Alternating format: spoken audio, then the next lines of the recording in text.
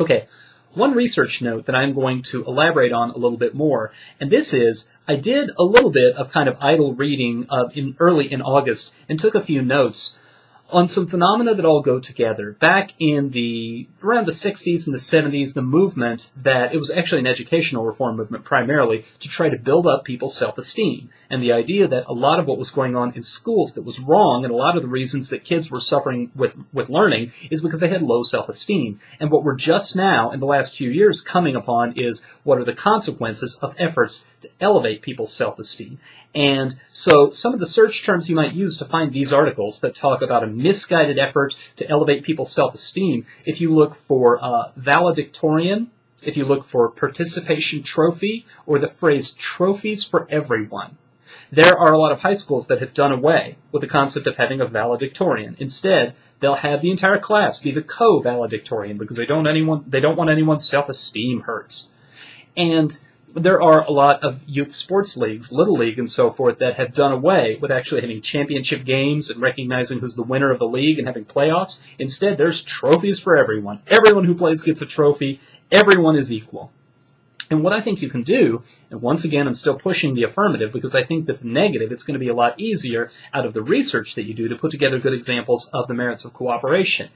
It's a little trickier defending competition because you're going to find more people who will attack competition and talk about the dark side of competition. But here I think you can say, in going to these articles talking about sort of the excesses of self-esteem as a goal, that a lot of this self-esteem inflation has been artificial, and a lot of people have been given a false picture of the world that they will succeed always and that the world is fundamentally not competitive. And what you'll find in a lot of the writing about this phenomenon is you'll find a lot of people defending the idea that the world is competitive, and to be prepared for it and to be functional in the world, you have to be able to navigate situations where competition is the dynamic. And you can find a pretty good defense of why competition is appropriate, why it prepares people for what they have to face in life. So a couple of other concepts that are associated with that, the concept of narcissistic personality. Let me spell narcissistic for you very slowly. Narcissistic.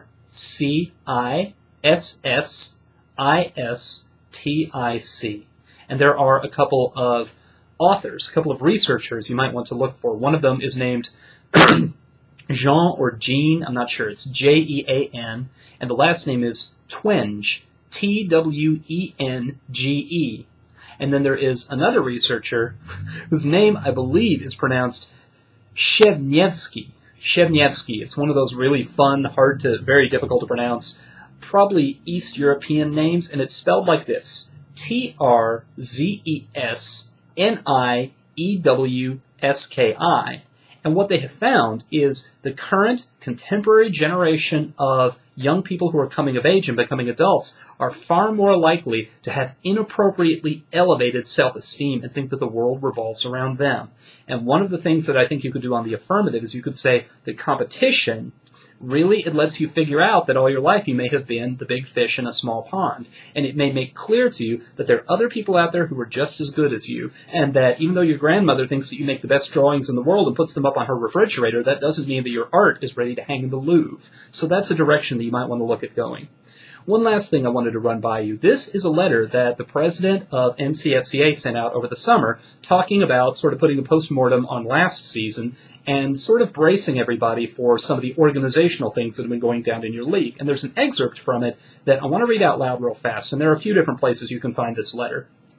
Here's what he wrote. Mike Larimer wrote, "Competition refines speaking and thinking skills in a way that other activities simply cannot match. The pursuit of excellence, which accompanies fair and honest competition in its purest sense, does a great job of preparing our students to engage the culture. But if the awards and accolades become the goal instead of the training we should impart, then at its best, the trophies are hollow, and at its worst, we've made an idol of this activity. If those of us who are coaches and leaders lose sight of this fact, then we've also set the stage for the students to follow our example and pursue questionable practices in the name of winning. This is unacceptable and compromises the vision for the league." What I would do with this if I were you is I would be aware of it on both sides of the debate. That introductory clause talking about the benefits of competition in achieving excellence if you do it right. I've thought all along that once everybody's used to the topic and a few tournaments in, the struggle is really going to take place over the affirmative saying, I get to defend competition at its best. I don't have to defend against the abuses of competition because the abuses are atypical.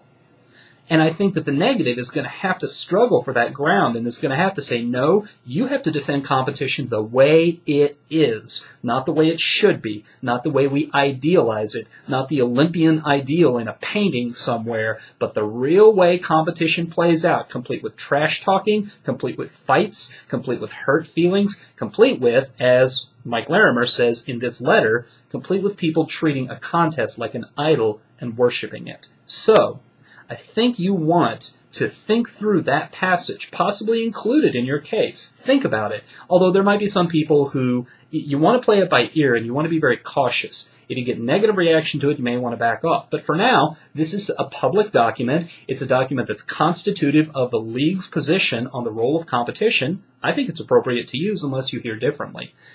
But you're going to have to think about, on the affirmative, this can hurt you if it gives a negative ground to say, but he concluded that we are in danger of letting competition run away with itself, and that's exactly the negative's point. And on the negative, you're going to have to be really on top of your game to explain that competition, the abuses and distortions of competition are so typical that a debate about the value of competition really should focus upon its abuses. And you might find that that's a little bit of an uphill sell as well.